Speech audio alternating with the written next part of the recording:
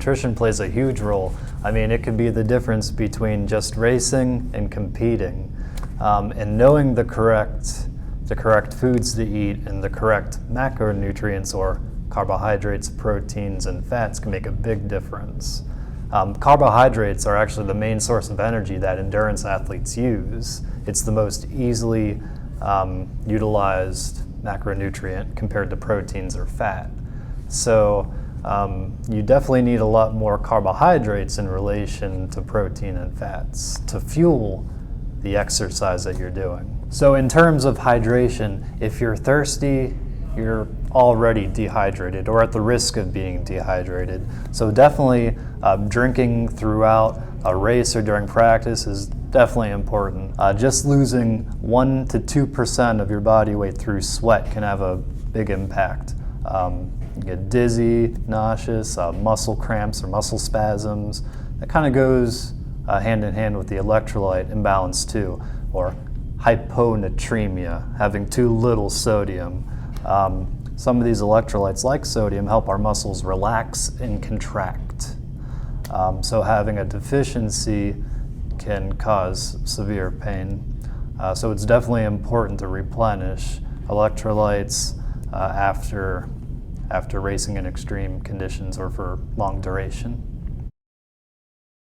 For more of the endurance races, running, triathlons, distance events, the key is about an hour or two before a practice, getting enough carbohydrates. Food-wise, that could mean a small piece of fruit with some milk or juice, half a cup of oatmeal or cereal.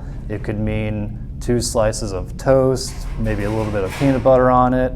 Protein and fats don't really play too much of a role.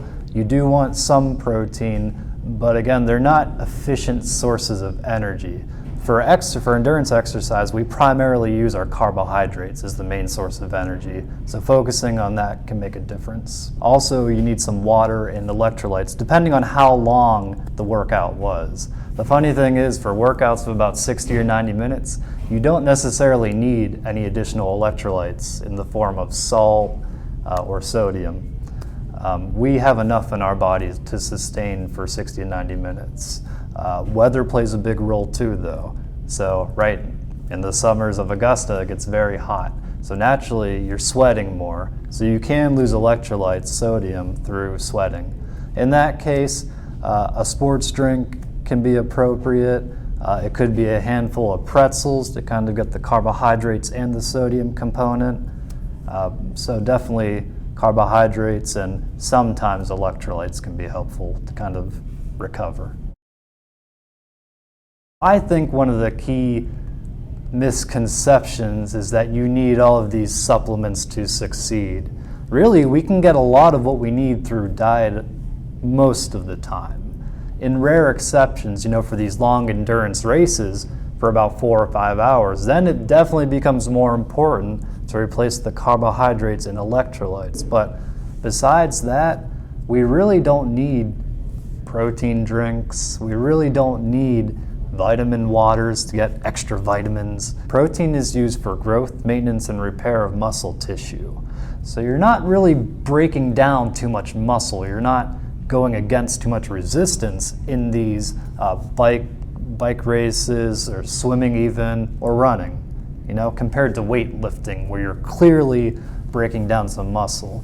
So I think the importance on protein is kind of the main issue, and maybe not enough on the carbohydrates or the type of carbohydrate component, which is the main source of energy that we use for exercise.